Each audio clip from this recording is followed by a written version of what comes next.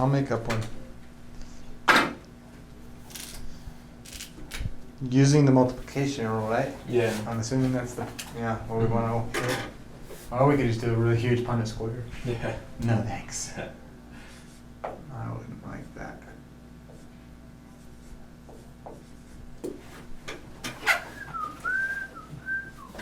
So we got this individual who's going to produce offspring with.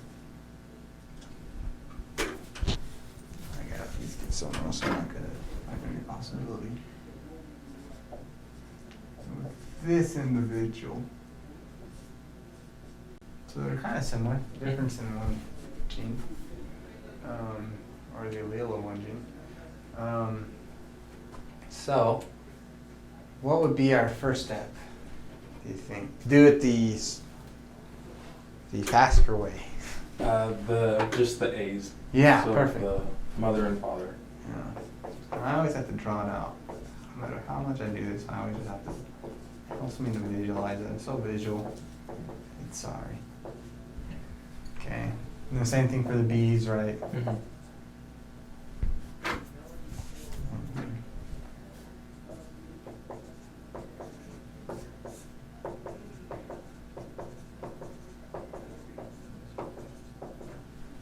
And the C's. And I always put this little dash in the C so I can tell dominant from recessive. Otherwise they start to look the same. Yeah. Okay. So if we wanted to find out all of the possible genotypes, let's do that, okay? Let's first do, what's the probability of getting AA? 1 out of 4. Yes. Sorry, I was thinking ahead to try to see. This is actually going to take a while, so we might derail from that, trying to answer that question to another one. Mm-hmm. Okay. Let's probably getting, all this, 1 out of 4, right? Yeah.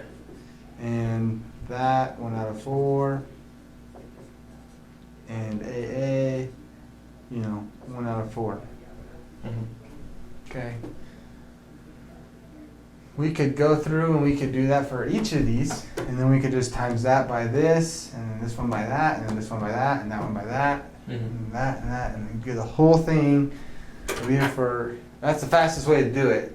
We'll be here for a while, but we understand that to get that concept, we're going to do an easier or less time consuming question. We're going to say, like your homework the other day, right? Mm-hmm.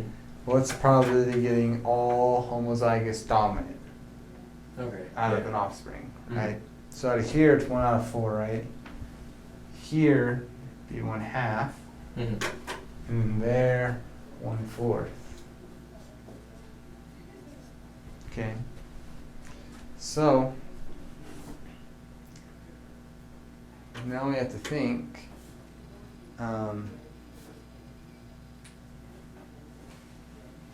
What's the probability of getting all of this offspring? What will we do here, do you think?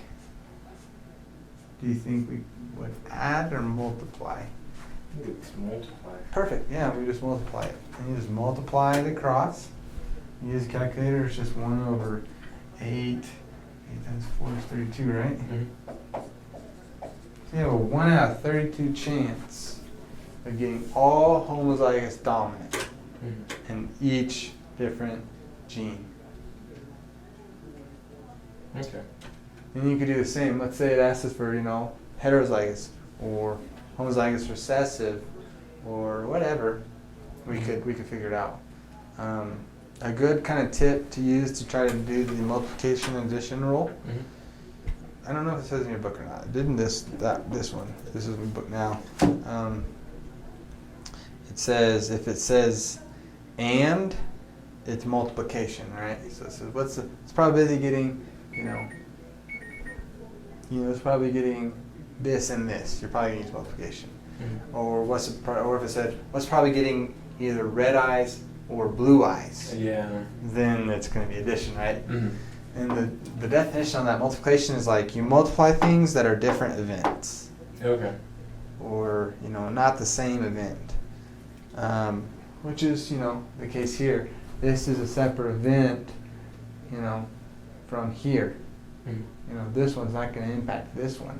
And same for that to that and this to that. Whereas addition, you can add similar events together. So in the case that we were talking about, was probably getting blue eyes and brown eyes. Well, if we went through and did all the genotypes, found out the probability of, you know, each genotype, you know, and then just added and we multiplied the genotypes together, you know, did all that, and then we just added the red eyes and the blue eyes together, then that's our probability out of all the possible ones, because it's one event, right? Right. Overall, it's one event, and we're not talking about just individual genotypes now. Okay. So that's a hard one to. It's even hard to. So hard.